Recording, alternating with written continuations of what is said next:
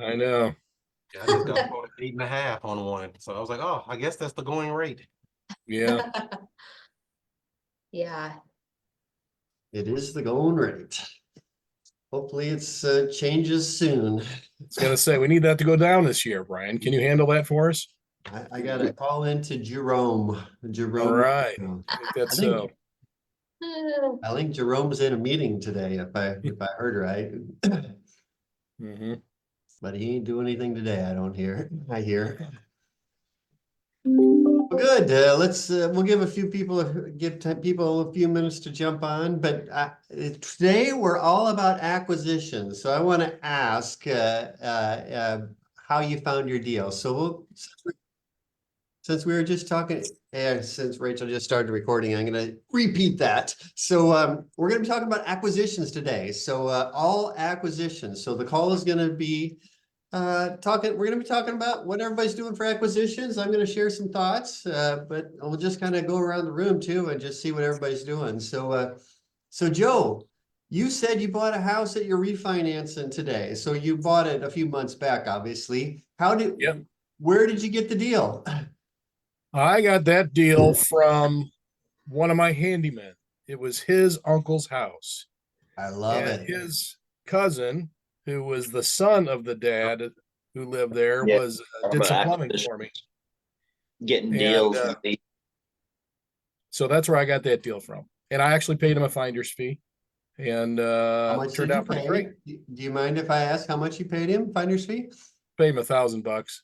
I think that's kind of, that used to be the going rate. I feel like it's kind of elevated to more like 1,500 these days, but that's the going rate, give or take. So that's awesome. That's really And good. actually, I looked at the house and made my offer. And because they had tried to sell it on the market as is, before I went there. And then they go, well, no, we're going to take a look around. And it took about maybe 2.5 months later. All of a sudden out of the blue, he contacted me and said, hey, if you give me a couple thousand more dollars, we'll do your deal with the price you gave me. So it actually took about 8 weeks before he actually closed that deal. So it wasn't an immediate thing. I see. Did he put it in the MLS or how did he market it? I think he had it on MLS. Yeah. Mm-hmm. Wow. Put it on the MLS, then came back to you. That's amazing. Mm-hmm. Well, that's very cool. We're going to be talking a lot about acquisitions today. So I think the majority of people that aren't spending a ton of money are using one of these sources. They're using direct mail, they're using wholesalers, real estate agents, MLS, sphere of influence, or connectors. So Joe just gave us an awesome example of a connector. So it was a contractor friend, is that correct?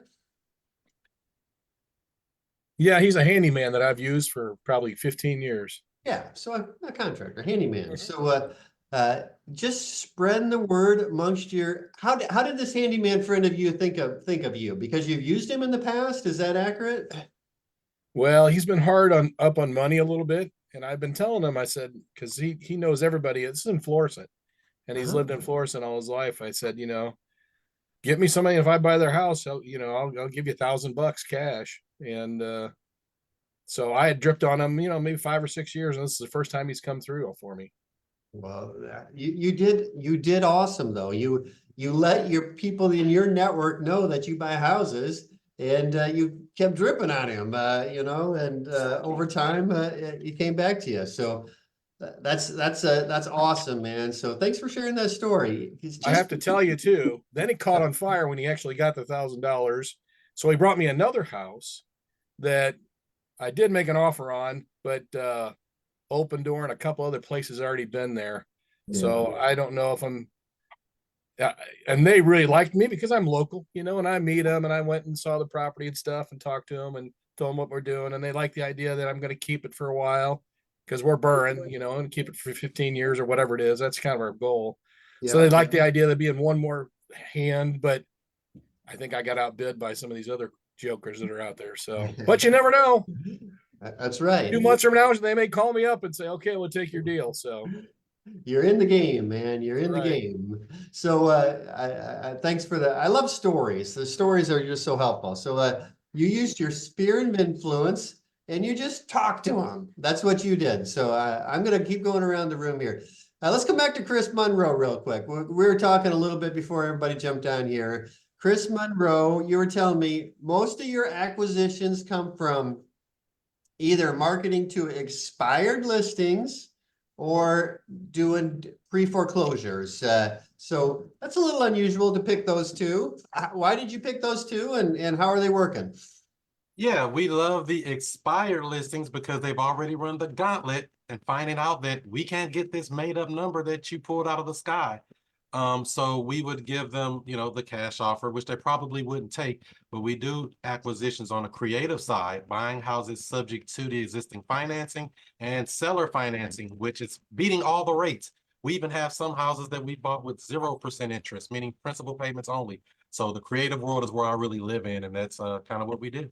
That makes a ton of sense, Chris. I had kind of forgotten about that. Expired listings are awesome for creative financing deals. So that makes a ton of sense. And so is pre-foreclosures. That's why you're doing them. Those are both awesome. I love it. So some people actually do 0% financing. Is that you're confirming that it's not like what are those like things called like fairy dust or whatever? Yeah, and it's all, just since it's for the class here, we don't mention that it's 0% interest. When we make our offer, we tell them that it's principal payments only. So that's the key words. We're not saying 0% interest because they're like, oh, wait a minute, that means I can get interest. When we make our offer, it's principal payments only. That's just for the class here. Hope that helps somebody out. That was awesome. I appreciate it. All right, continuing around the room here. So Nick Thiel, you bought quite a few houses this year. Where are you getting your deals? So pretty much everything I get is networking. I'm not a big, market. I don't really do much marketing at all other than like my word of mouth, always got a logo on. I'll tell anybody that talks to me for 3 seconds that I want to buy a house. If you meet me, very shortly after meeting me what I'm looking to do and, what I do for a living. Because I feel like the more people that know, the better. And I throw that $1,000 in your pocket thing all over the place. So I don't get as many deals from that as I do professional wholesalers. Yep. But that's because I feel like everybody's got to kind of have their thing out here. And I've kind of carved my niche with the construction side to where I'm able to navigate the wholesalers and be successful, kind of navigating wholesaler pricing, maybe more so than somebody that has to pay retail for everything. So I can pick up pretty quickly and, just by knowing a bunch of different wholesalers that buy stuff in the areas I like to be in. All right, let's talk about wholesalers a little bit because there's, I hear people say all the time, wholesalers, everything's overpriced, their ARVs are way off, their rehab budgets are way off. So let's talk about it a little bit. So from my experience, wholesalers, sometimes they do exaggerate a little bit, but you got to run your own numbers. And so run your own numbers, and then here's from my experience as a wholesaler, here's what wholesalers want. They want you to go look at the house and give them an offer.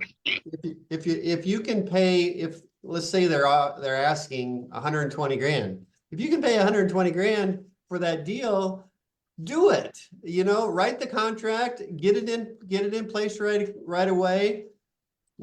Write that offer as firm as possible. If you have a bunch of contingencies in there, if they got 3 offers, they're going to take the one that's a cash offer that's got no contingencies. If they're offering 100, if they're asking 120, but you can only pay 90 grand for it because that's what your numbers work at, offer them 90 grand. Don't just disappear. I feel like that's what a lot of people do is they go look at a house from a wholesaler and the price just isn't in line with what they're able to pay. So they just don't do anything. What I encourage you to do is make your offers. And on top of that, real estate is a relationship business. So when you go look at a house from a wholesaler, more important than buying that house is building a relationship with that wholesaler. So, and Nick is awesome at this, but people he buys houses from, he's got a relationship with. So go look at the house, tell the wholesaler what you can do. If it's in line, get a contract in and make the contract as clean as possible. But then don't just sit around and wait for that wholesaler to email you the next deal. Build a relationship with them and then check in with them. Check in with wholesalers regularly. I think the best, well, let me just ask you, Nick, how do you check in with your wholesalers? Oh, you're muted. Sorry. So I bug the crap out of my people. I mean, they know me and they like me and they don't get tired of me now at this point. But early on, yeah, people would get you get tired of me before you love me. It's like a circle, you know. So you But say you bug the crap out of people. Give me specifics. How do you bug the get crap every out of people? other day without hearing from me when I want to buy a house. And that's about max. Like if I don't hear from you the next day after I talk to you, the next day I'm gonna give you a quick call and see if anything's shaking or if anything's gonna get me in, or I just want to be the name they think about as soon as that contract clears for them. Because these things all happen in a matter of moments. Yeah. Sometimes you miss something that they acquired 2 days from the day you talked to them because the guy called after you, just, and there's ways to be, to be friendly and pokey without being annoying. You know what I mean? Just, I wouldn't be too pressury, just kind of be goofy and fun and say, hey. And that's the strategy that I've taken to quite a bit, and it seems to work out for me. Awesome. I also feel like something, Nick, you do really well is you're really clear with wholesalers on what areas you buy. So they automatically think of you for certain areas. And I feel like that's key as well. You don't say, oh, I buy in the St. Louis metro area. Um, I always think of you as like blackjack, good parts of North County, like things you can be in and out of quickly.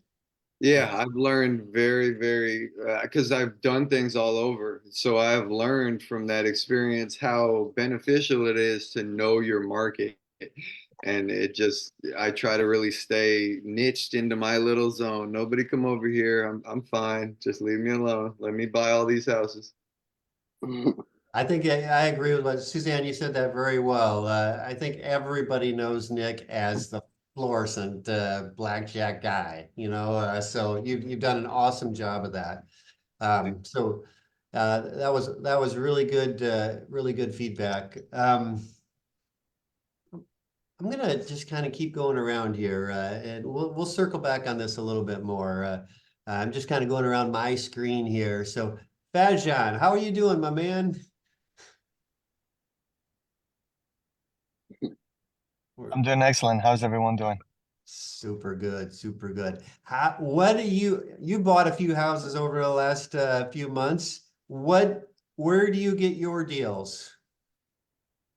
For me, it's been like mostly wholesalers. I have bought a few from agents, and today I actually got a house under contract from a neighbor that I had talked on a previous project, and just give her a text message, and I had followed up with her a few months ago, and she just called me out of the blue yesterday, and I went All and right, walked it today that's and that's got a it under great contract.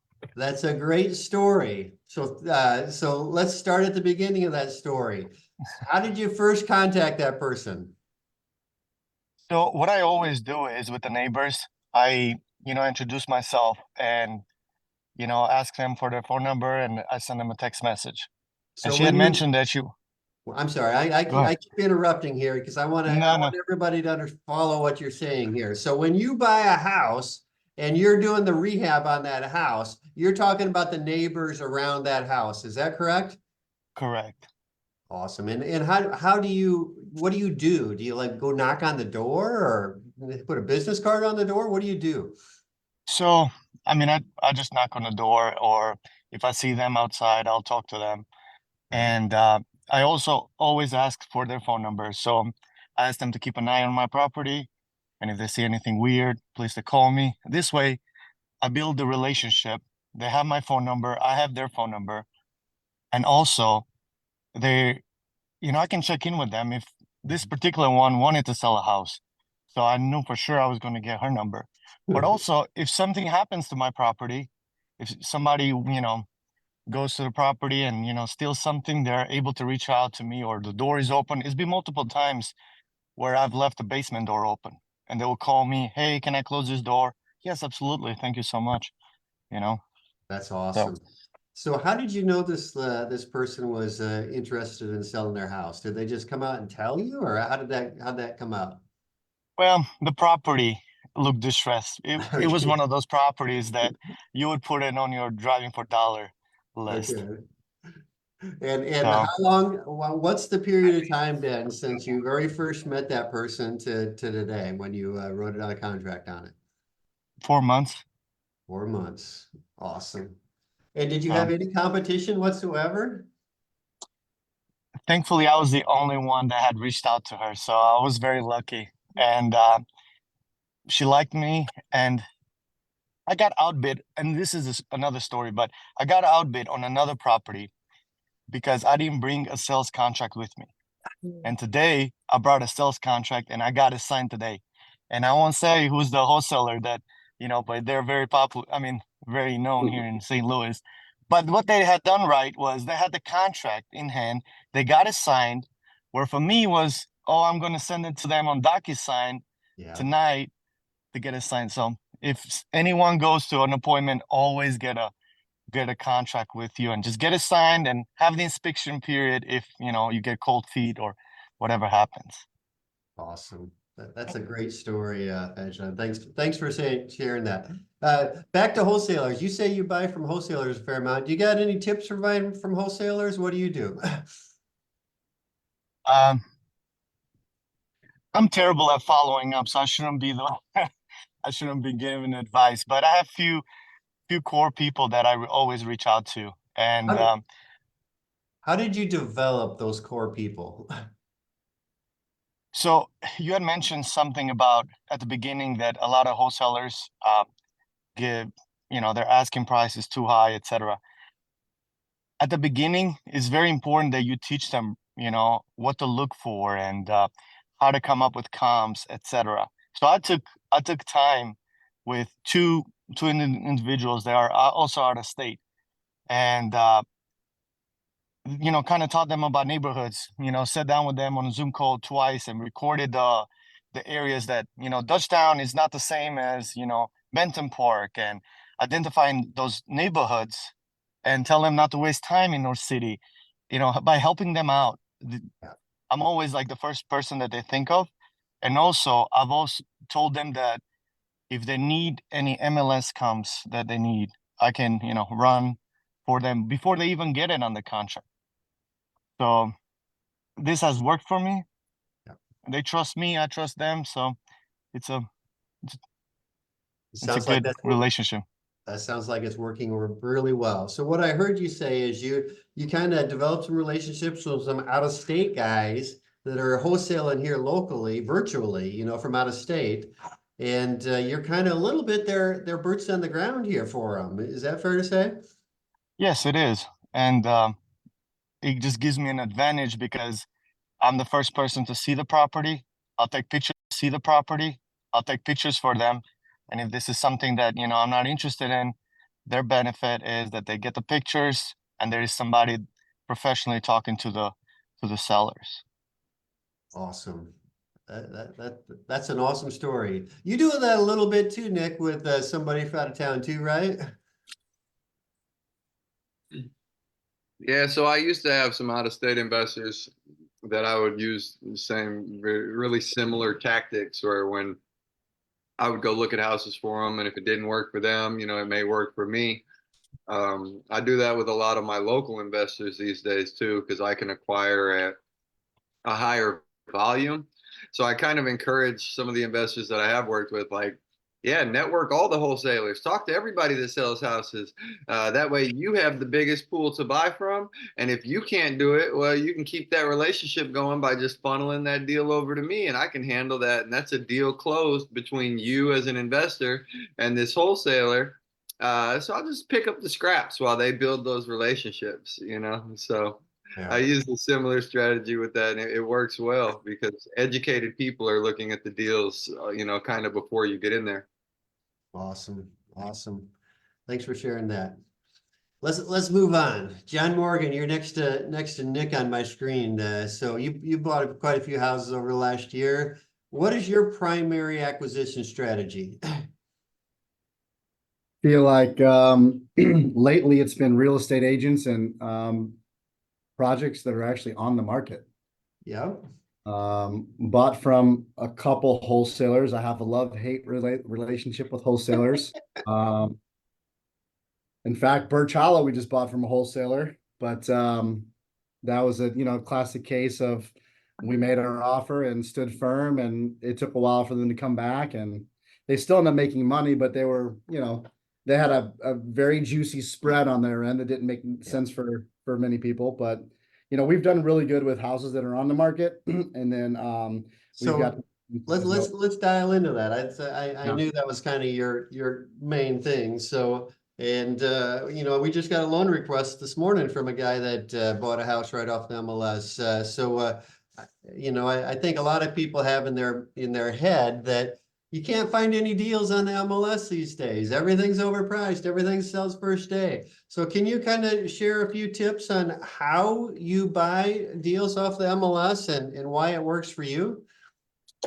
I feel like it's not a whole lot. I mean, I've been direct to seller with some deals as well, but I mean, what are we all looking for at the end of the day, right? It's motivation, right? So I'm trying to, it's myself and my project manager that really she scours it more than I do, but we're just looking for those price drops. We're looking for the ones that like Chris was talking about earlier, they haven't expired, but their days on market are getting up there. And maybe it's grandma's house that needs to be improved, but we bought our two, I would say, best purchases were both 100 grand under asking price. One at I think I don't know, my numbers, maybe we bought 300 and 175. So it was listed for 4, we got it for 3. It was listed for 275, we got it for 175. So you're not afraid to make an offer. What's that? You're not afraid to make an offer, I guess, is part of the No, deal. you can't be, but I think the key though is that not all agents are okay with making those offers. So I think having the right agent representing you is the key, because it's just not in their willpower to do that. They feel bad or like they're lowballing, and then you get a couple of aggressive agents that understand like what we're doing, and like you said before, is like you just have to make the offer, whether it's the wholesaler or the agent. You just need to have somebody. When it's on the MLS, you need to have somebody that is willing to make the offer for you. Are you using primarily the same agent all the time, or are you going to the listing agent, or how do you do it, John? If the agent brings it to us, then we'll obviously let them kind of control the deal. If we find it, then we've got a family friend that, is an agent that takes good care of us. I'd say that, much like somebody mentioned earlier, having like a core group of wholesalers, we have a core group of agents that, seem to kind of feed us some deals from time to time. Yeah. Have you been able to get some of those agents to bring you off-market deals after you built a relationship with them, or is most of the stuff you're buying right off the MLS? No, it's both. Yeah, it's on and off. Yeah, that's good. Can you talk a little bit about how you developed a relationship with an agent where they would bring you an off-market deal? Well, one's not fair because it's family, but I think it's okay to tell the story because it's my wife's cousin. Okay. And I think the key here though is, what's an agent's real duty? It's to represent the seller, right? And in my opinion, and I'm not an agent, but I think their goal is to do the best thing that's for the seller. this particular, and if that means listing on the market, great. If that means selling it for cash offer, great. It's got to be what works for the seller, not for the agent, not for the buyer. It's got to be the best interest of the seller, in my opinion. Yeah. Now, with that being said, this particular situation, my own cousin-in-law told me, like, I can take this to market for 135 all day and let the wolves have at it, right? Yeah. But the homeowner, this house was in such disarray and had so much deferred maintenance. She was sickened or saddened, however you want to put it. Like, she did not want people walking through that home. She was Yeah. embarrassed. And the best thing for her, sell it direct and in cash. So we end up picking that house up for like 80 grand. And that's just where the numbers made sense. I mean, it needed a ton of work. Yeah. So regardless if it was my cousin that brought the deal or not, it was more so what's the best thing for the homeowner or the client. And he felt he could get more money for her on the market, but it's not what she wanted. So we were able to buy it off market. And they walked away with a price that made sense for us and made sense for them. Well, I think that's well said. And like you said, that agent was a, I don't know, I'll call it a relative of yours, but that's beside the point. You built a relationship with that agent. Agents do find deals that their clients don't want them to take to the MLS. That does happen. You were a person that agent thought about. So you've developed a good enough relationship with that agent that they thought of you before they took it to the MLS. So I think one of the keys to buying from agents is build a relationship with them so that you're one of their pocket buyers before they take it to the MLS. And that's kind of the story you were telling there. So that's awesome. Well, very good. Who else we got here? I saw Calvin on here. I don't know if he's still on here. I saw his face a little earlier, but I feel like he has let's see, maybe he's not on here anymore. Calvin Jones? Yep. Calvin Jones, you out there? I see you're a little blocked. I'm not sure if you're in a place to talk. But we got lots of other people here too. Calvin, if you're available, hop on. But let's just keep going around. And Suzanne, feel free to call out anybody you know that buys a lot. Yeah. How about Nathan Dorr? Nathan, how you doing today, man? Good. How are you guys doing? Good. I know you buying a lot of houses. How are you buying your deals? So I tracked this with a spreadsheet, so I was totally prepared before I even knew this was going on. We primarily are split between Google Ads and the MLS, and then the stragglers are wholesalers and other agents in my office. For everyone else, I'm an agent and an investor. So 18 we've got through Google Ads. Wholesalers are 8. Let's talk go ahead. about. I'm sorry to interrupt you. Let's You're talk okay. about your Google Ads. Did you say you bought 18 houses from Google Ads? Yeah, over the past 4 to 5 years, 18 houses through Google Ads, and the ROI is somewhere over like 700 or 800% on our spend. Damn. Are So- you managing your Google ad yourself, or do you I have- do. We have one ad running that I've been running for all 4 years, and I tweak it every so often, and we only spend about $500 a month. So I could easily become a full-time wholesaler and switch that to 3,000 or 4,000 a month, but we don't, it's me and one other business partner, so we don't have that. We're not looking to even grow that way. So it almost sounds too easy the way you say it, Nathan. Well, what are we missing? I spent 2 straight weeks learning Google Ads and going through all their training, so I didn't just like go and create it. It's very in depth. You got to do a lot of keyword research. You got to figure out how much to spend per day, but not to max out your budget. It's a lot of phone calls with a lot of different specialists at Google.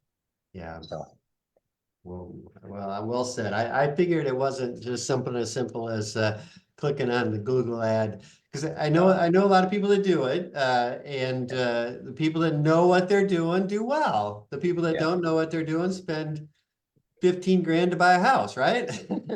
yeah, and they're so intuitive now that when I say we have one ad running, it's looks like 60 ads. Okay. Mm. So that's kind of how Google works. You put in a bunch of headlines, you put in a bunch of different notes, and it creates your own ads for you and moves forward. So Awesome. Yep. Well, kind of like we said about a lot of other things here, I hear a lot of people saying, "Dan, you can't buy anything off of Google Ads. Holy smokes, it costs like 15 grand to buy a house off of Google Ads." So nah. not the case if you know what you're doing. Yep. So I think maybe the lesson in that one is, find something that you are good at and dig deeper into it. Learn that skill really well. When you're getting calls off of Google Ads, Nathan, is there anything different about the seller than, I don't know, just your average seller? Or do you find them more motivated maybe, or more Yeah. action takers? Yes, I do find more motivation off Google Ads than any other scenario. I mean, most people that come to you that want to dump their house to you are pretty motivated, but with Google Ads, and I will say some of those do bring about mobile home flips. So we'll buy mobile homes in parks. We've talked about that. Those are still the best ROI and everything I've done in 10 years. But it's a different ball game. But I think the motivation is there definitely for people that we're trying to help avoid foreclosure. They wait till they think everything's fine. They wait till the last week. We just did that one in Pacific with you guys, and they're panicking. Yep. And that's pretty much, you figure that out quickly on the phone call. So Yeah, you can typically tell just the way they talk that they're gonna dump this thing. So that particular one, I think if I remember right, tell me if this fix the story for me here, Nathan, but they we had the closed it house in under 4 contract. business days. But they had the We house closed under it in 4. contract. Yeah, they had a house With under contract with a somebody. different, I think he was trying to wholesale or investor, whatever it is. He backed out 6 days before she was actually getting foreclosed on at the courthouse steps. I was there the next day. You guys were there. This is over a weekend too. So you guys were there that Monday, approved the loan. We closed it actually that Wednesday instead of the planned Thursday. Yeah. So from Thursday to Wednesday, we made that happen. Yeah. So She pulled a was- lot of strings. I feel like that also speaks to like having a good relationship with the title company and a good 100%. relationship with the closer. Yeah. So I'm props to Faster Funds and True Title. So Yeah, and a lender with pockets that can cut a check quick like that, right? Yeah. yeah, that's the Faster Funds for sure for you. So I don't think they would have pulled that off for a newbie, but we appreciate continued business with them. So Absolutely. No, we appreciate that. That's awesome. Thanks for sharing that story. So Welcome. Google Ads was by far your biggest. What was your second lead source? The MLS actually, and it would be in a tie for second with the wholesalers, but we bought a 12-pack off of 12-pack of houses this past year, and I counted that as 12 instead of 1. I So like it. So what do you do? Anything special you do to buy houses off of the MLS? man, I feel like I'm spread so thin with everything in real estate that if I like the address and the zip code, I'm gonna at least look at the deal. And don't follow my lead here, but sometimes my emotions come into play and I could be having a terrible day and I don't look at any of the text message or emails that come. I just delete them. We're too busy, stuff's going on. Yeah. Well, I don't have any tricks of the trade. Okay. Yeah. All right. Well, you're an agent and you're just looking at the MLS every day pretty much and just kind of seeing what news shows up, that type of thing. Yeah. And everyone knows it's obviously tough to buy off the MLS in a market we're in, but it's getting a little easier. They survived the first weekend. It's a free for all for me. So I like it. I like it. All right. Well, you buy from wholesalers a lot too. Any tips you got for buying from wholesalers? Anything special you do? I just follow their lead. They don't want contracts with contingencies. They don't want extended closing dates. I preach faster funds to them that I use like, hey, I'm gonna have a hard money lender here. That's my one visit. It's not an inspection. I don't do formal inspections. I take the risk there, unless it's like completely obvious that I have to do like a sewer lateral. But yeah, just you get the earnest money in on time, respond to their communications. I don't even hound them like some of the other guys do. I've got 3 or 4 wholesalers that come directly to me that I have a relationship with, but they're big too, so they're advertising to everyone. But yeah, just treat people well. I think that goes a long way in this business. Yeah, and I think you said what pretty much I hear from everybody that does well with wholesalers is you have your core group of, I think you said 4 wholesalers that you buy a lot from. So you've developed a relationship with those guys. They trust you, you trust them, that type of thing. Certainly. Yeah.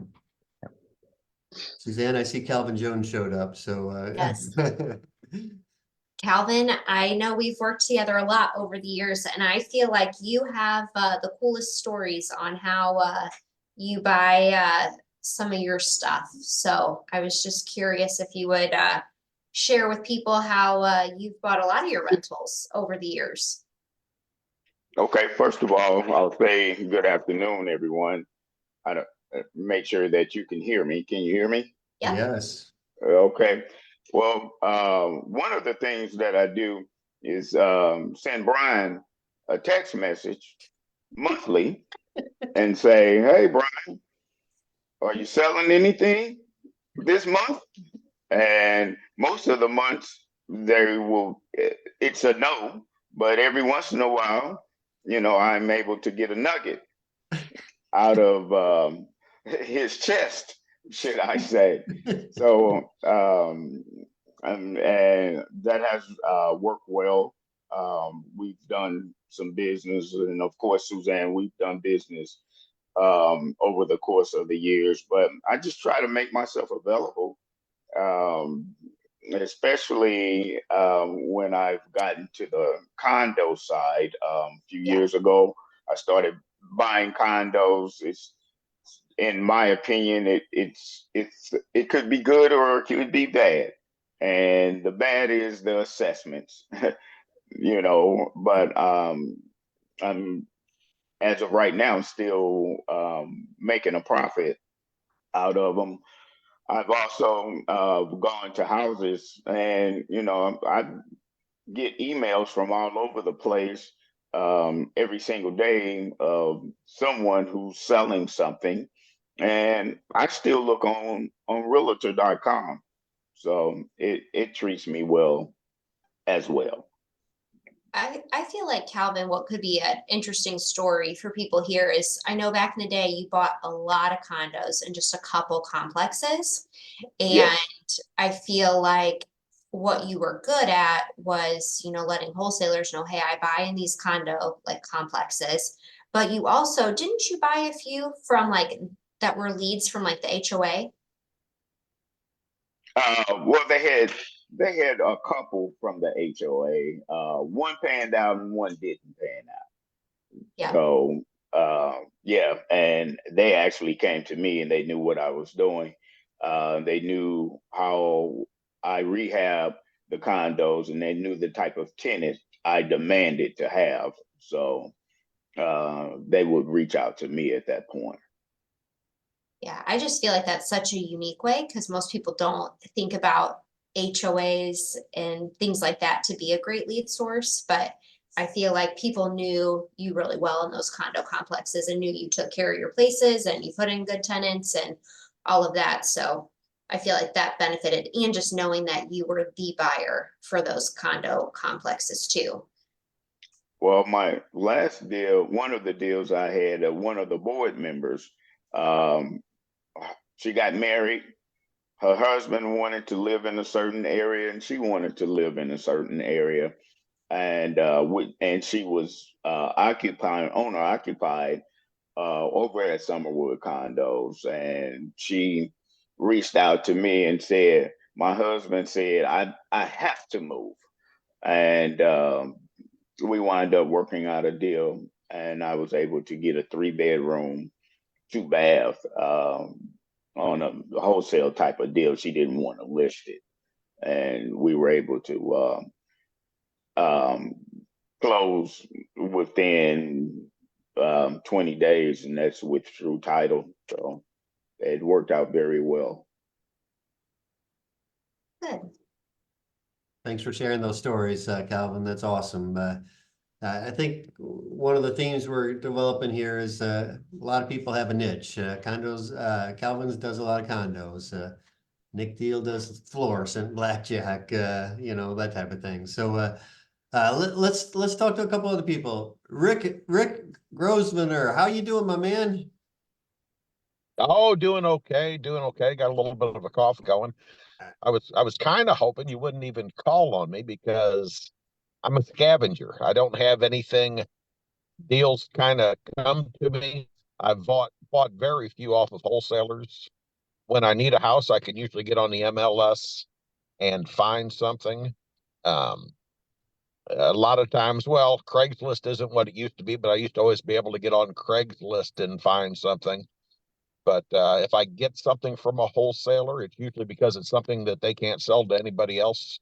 Because I will go into some of the nastier houses, but I really don't have a marketing game. I just manage to find enough to survive.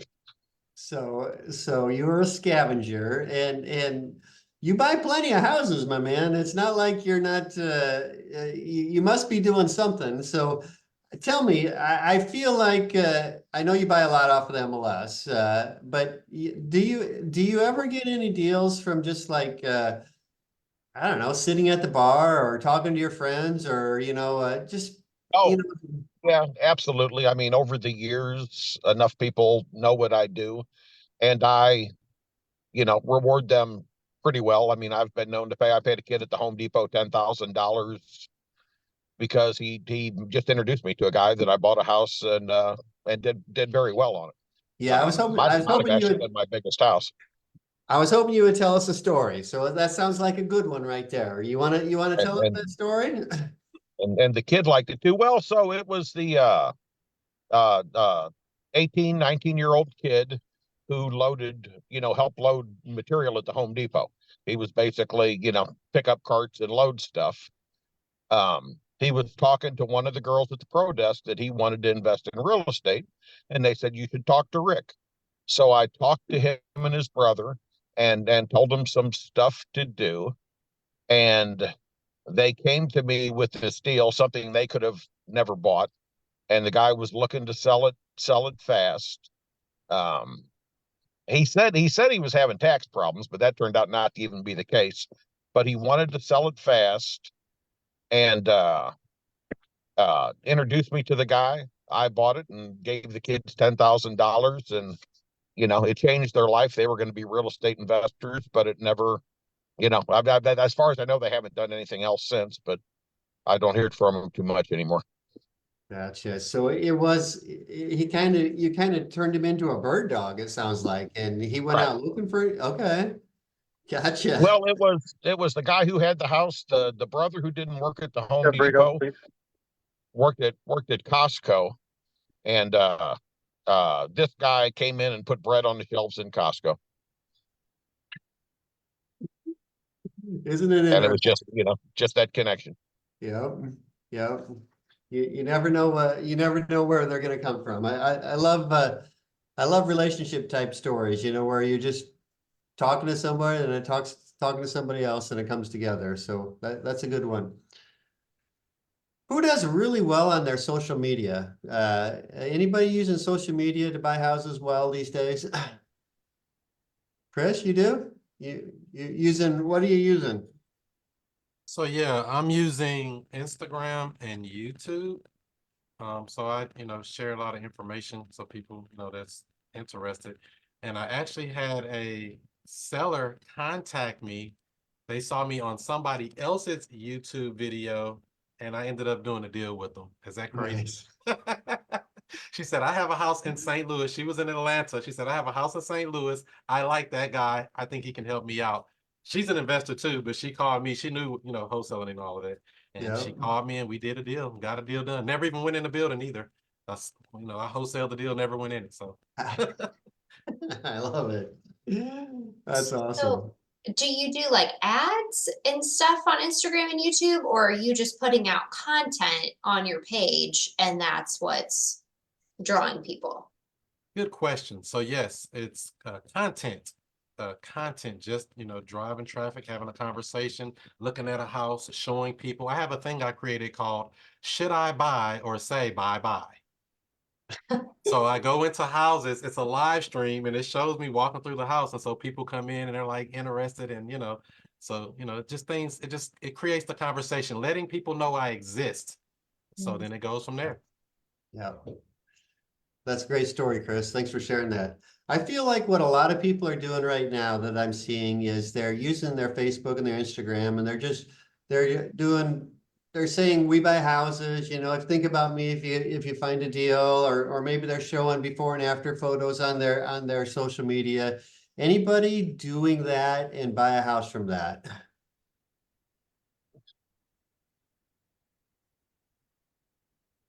Yes. If nobody Just else, Chris. I did one on Facebook like that. So Yes. just that, it's exactly what you just said. Let them know I buy houses. Some lady came in my inbox, said her dad is passing away and they want to sell 4 houses. So we Yeah. got 3 of the 4 done, but a person came out of nowhere that saw my Facebook content and just brought me a deals on a platter. They just wanted to get rid of them. I said, let's go. Yes. That's awesome. That's awesome. I'm surprised we don't have a few more people on here doing that. I know there's some people that are doing it really well.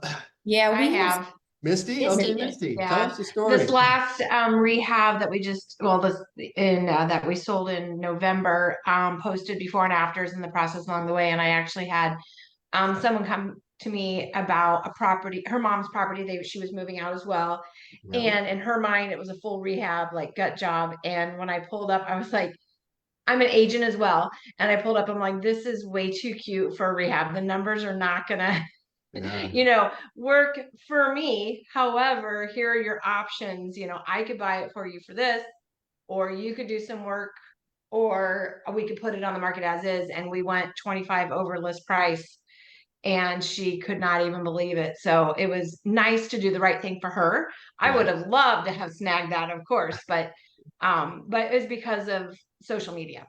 Gotcha. So you got the listing from social media. So I got the listing. Yeah. Yep, that makes sense. Yeah. I love it. Yeah, I know social media works. I know a lot of people are having a lot of success with it. So give it a try if you haven't already used it. How about connectors? Let's talk about connectors for a minute. So Suzanne and Rachel and I just bought a house from basically, I'm going to call him our family attorney. He puts together our LLC docs and our estate plan, you know, that kind of stuff. So and I don't know, I bet I've bought 10 houses from him over the last 10 years, or maybe even more than that. So anybody got like a good connector, you know, like an attorney or an insurance agent, or just somebody that kind of maybe runs into people that need to sell their houses on a regular basis? Anybody buy any stuff from that? Wow, I'm surprised. I Connectors. know. I feel like, Brian, that's your gig. That's your thing. You buy a lot of houses from connectors. I do. I love connectors. So I'll share just a few of them for you guys in case any of them resonate with anybody. So like I said, our attorney, we bought a lot of houses from him over the years, and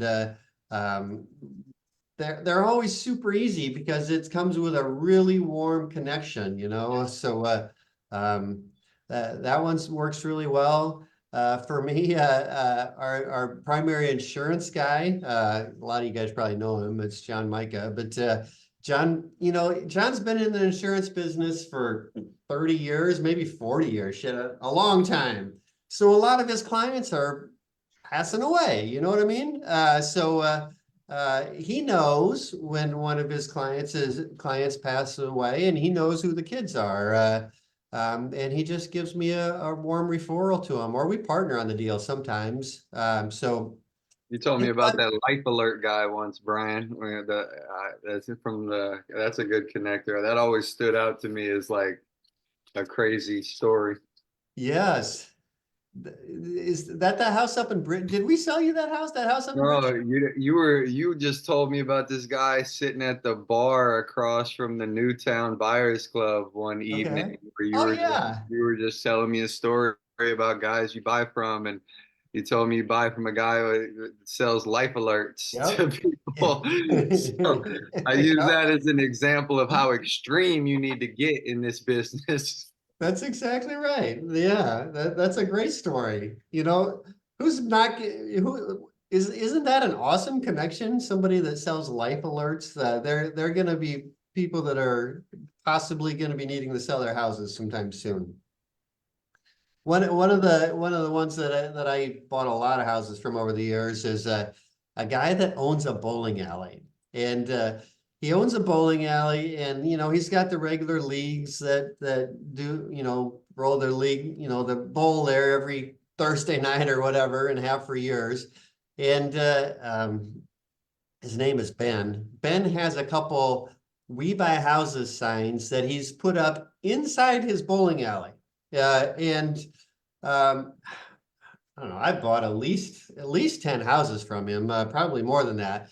And it's just people that regularly bowlers at his bowling alley that he's built relationships with over the years, because everybody that is in the leagues there knows him. And they know him as the guy that buys houses, but he doesn't buy any houses. I'm the guy that buys the houses. He just makes the connection to me, and we either do a profit split or I pay him a referral fee or whatever. So, I just love it when you can build this group of people that'll connect you to a deal. And there's so often when you do that, there's not competition, because whoever the connector is the relationship, and they're not going to go around that person. So just think about people like that can bring you deals, and pay them a referral fee if you need to or not. We had this one guy that was unfortunately he moved to Florida a couple of years ago, but he's a financial planner, and I bet we bought 50 houses from him over a period of about 4 or 5 years. He did financial planning, and when he helped elderly people when they're need to move into a senior center, how to reposition their assets so they didn't have to use up all their assets before they got on a Medicare. You had to go on Medicare, and he was just really good at that. And he was also really good at one of the things that they kind of needed to do to follow his plan is they needed to sell the house. So he would just send us the lead for it. So anyway, so just think about who is a person that could connect you to somebody that needs to sell their house. So those are some examples. Anybody come up with a connector idea after me chatting about it for a few minutes? Bryan, Brandy put in the chat, what do you typically provide as a referral fee for connectors? Well, we used to do $1,000, but then I bumped that up more recently. I'm usually at 1,500 or 2,000. So if they're simply making a connection and we're doing all the work, it's somewhere in that 1,500 to $2,000 range. Now, I do got some people that will take it farther, as in they'll basically negotiate the deal and basically bring me in on the back end. And then they're almost like a wholesaler, but not totally a wholesaler. Or maybe they just bring me in and say, I give them a number of what I'll pay for it, and then they kind of back end into a wholesale deal. So we got some that do that. And I got a few that just like to hang out for a profit split. And I usually give them like 30% of the deal. So, if they don't get paid anything on the front end, we do all the work, and we retail it, and then I'll cut them in for like a 30% profit on the back end. So those are the different ways that I do it. And then there's a few of them that won't take anything at all. Like the attorney guy that refers a lot of stuff to us, he won't take anything. I've tried to offer him stuff before, but it's kind of, he feels like it's a conflict of interest. So you got some people that won't even take anything. So great question. Hey, Brian. Yeah. Hi, Jen. Can you guys? Hello. Okay, so I recently made a connection again, speaking of attorneys, with an estate law firm. And Yeah. the interesting thing is I had done corporate wellness for them, education for their law firm, and then also for their clients and things like that for years on and off. Like I probably have known these people 10 years. And back to Nick's point, if you don't tell people that this is what you're doing, they're not going to know. And Right. so it was funny. And I was talking to them. I just did their stuff a couple weeks ago. And I was talking to Paul and he's like, what do you got going on? What are you doing? I'm like, oh, just put a contract on a house, getting ready to, potentially rehab a house. And he's like, what? I didn't know you do that. So yeah, they're going to start referring me tons of their houses. But the other cool part is too, he goes, I just started becoming a private lender also. And he's like, so I'll give you the house and I'll give you the money. And I'm like, double win. We'll take Double it. win. So anyway, yeah, again, ask and you shall receive, right? So yeah, doesn't hurt to ask and have those conversations. But anyway, so yeah, same thing like what you were saying with the attorneys, like, yeah, so I'm excited about that connection. So we'll see. But I yeah. love it. Congratulations, Jen. That's awesome. And it comes down to just sharing with people what you do, right? And if people don't know you buy houses, or if they don't know that you want to borrow money, they're not going to send you any deals. But if you just tell people what you do, and there's so many ways to do it these days. Doing it in person is, I think, the best way. But if not, spread the news over social media or however works for you. Hey, Brian, I got two for you. Perfect. Ryan, how you doing, my man? Good. How you doing? Good. Very good. So we bought one recently from an estate sale company. So I'm friends with some of the estate sale people, and they're on the front lines. And they called me, and we went and walked the house into repair. And the person died, and the brother had title to it, and they had a leak in their basement. So all we did was shut off the main, and they're like, "You fixed our leak," and I was like, "Well, we didn't fix your leak. We just stopped it from leaking," kind of thing. And they had some offers in like the 300, and with the interest rates being higher and stuff, I didn't want to go that high, and I was like, "We'll give it 250," and they said, "Since we like you, we'll take it," kind of thing. So knocked off. They gave you a $50,000 discount for stopping a leak? Yeah, I didn't even stop it. Just closed the shut off the main. Yeah. So, and it's so funny. I called him because his brother's mail keeps coming, and so he came and got his new mail, and he just gave me 2 Blues tickets last night too. Wow. So you never know with these, Just help people out, right? Right. And then the other one is architects. We use architects a lot, and we had a deal down in the Grove. Architect did one of our builds, and he gave our number to this lady that was rehabbing a house in the Grove and had some shoddy contractor didn't put a pier in right, and the foundation folded on itself. And so she was trying to sell the land for like $100,000 and no bites, and she wanted to move it quick and called us. And at the time I was like, I'll give you $20,000 for it, and she's like, nah, I can't do that. And then 2 weeks later she called back and sold it to us for $20,000. So and that was all through the architect. So, nice. Yep. Well, those are both awesome connectors. I've never bought anything from an architect, but I've definitely bought from state sale people before. That's a great lead there. So if you know anybody in the estate sale business, just become friends with them and let them know that that you buy houses. Great stories, Ryan. Thanks for sharing. Well, it's like almost 1 o'clock. Anybody got one more? Otherwise, we're gonna wrap it up. Yeah, I can. Hi, ahead, Brian. Hi, everyone. Hello. How are you? So the house I'm rehabbing right now, actually, I got it from my agent, my real estate agent. He got it from a client of his who living in California, and his brother was addict, and he was living in a house that his mom and dad left for the brother. I mean, for all 3 brothers, but this brother was living in a house, and the house was actually without electricity for probably 5 years. I mean, it was crazy inside. So that's how I got it, and I, got it very good price. Nice. And it was never listed. It was an No, offer. never listed. He knew that's what I do, and I get all when I rehab houses, I call him and he sell it for me because he's like a family almost to me, and we're very close. So he knew that we do that, and the house was in very bad condition. So he just called me. He was like, I have a house. You want to come get it? And Yep. that's how we got it. Perfect. That's a great story. Build a relationship with your real estate agents. Real estate agents do find off-market properties that Yeah, they don't want to they list. do. Yeah, I just have another real estate agent too for Keller Williams, I think he works, and he always tried to send me like stuff, and he just called me for a house on Miami Street that the guy want to sell, and it's off market right now. So I'm gonna see if I will buy it. So it's, yeah, real estate agents, it's a good connection to have. Yes. Awesome. Well, guys, I think we're going to wrap it up today. There's a good conversation all around acquisitions. Oh, Naresh, you got something Bryan. quick? Yeah, Bryan. Sorry, a quick question. It's not like maybe kind of different topic, but I'm planning to buy a house in Lake St. Louis. I think I contacted Susan on that. So it's like I wanted to move there personally, but I want to do kind of a burr and move there.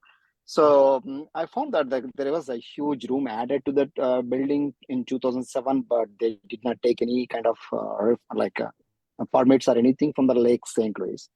And I just found that from the engineer, they had a post and everything, and it's going to be huge work. So if I want to buy that, it's like kind of an off-market things like how we buy old houses.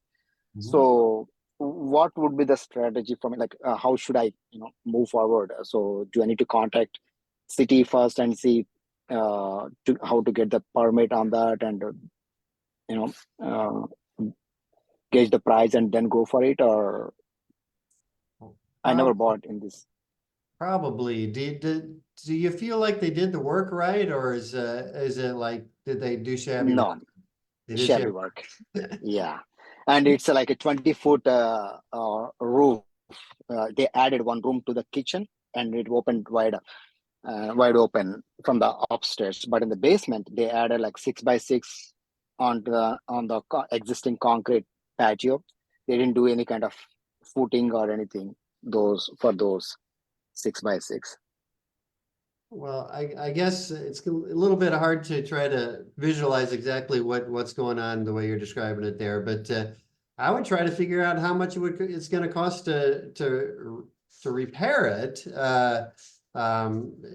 Do you feel like you can budget how much it's going to cost to repair the issues? I think it's going to be around 20 grand for that footing and the patio. For the foundation part.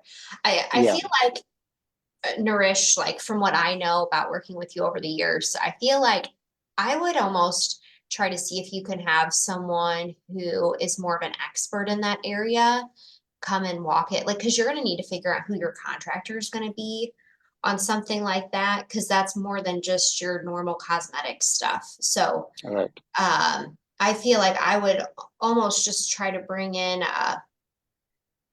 someone who could walk it with you and give you a number and be a little bit more of your contractor to make it right, to help you back into that. Okay. Yeah, I got the engineer, and I took him to the property, and he gave me what needs to be done and the whole report. So now I need to work with the contractors, make sure how much it's going to cost. Bryan, is that something you do? Yeah, I can go Okay. out there with you, and I'll put my number in the chat. Just give me a call. We can take a look thanks, at it. man. Yeah. Yeah. Okay. The issue is with that city, you said it's in Lake St. Louis. Uh-huh. So every area is different. They might make you rip it off and start over. Because like if they never checked those piers before they were poured, like it could be, it's hard to tell though, unless we need to call them and talk to them and see. Call like the code inspector. Okay. The fire department in Lake St. Louis. Right. They don't have excellent. Yeah. It's a little I weird. really like the house. Yeah, I really like the house. Other than, it's very good location and a good view with the lake behind. Like it's end of the lake, but it wasn't kind of in a hill area. So nice. Other than that, yeah. I don't know if you see that, Naresh, but Ryan threw his contact information in the chat there if you want to try to grab it before we get off the call here. Oh Um, yeah. How quick do you gotta move on that? That is something I need to give him today or tomorrow. I just got the report from the engineer today. All right, So just text me your contact and then email me that report okay, and I'll look I at will it. do that. Right. Yep. Thanks, Ryan. Yeah, you're Appreciate welcome. it.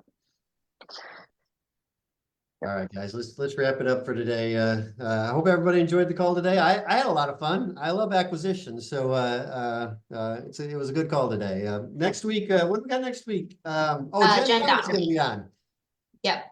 We're gonna all Section 8 and tips on how to raise your Section 8 rents and all that kind of stuff next week. So come back for the call. It'll be a good one. Thanks, Brian. All right. Thanks, guys. Thanks.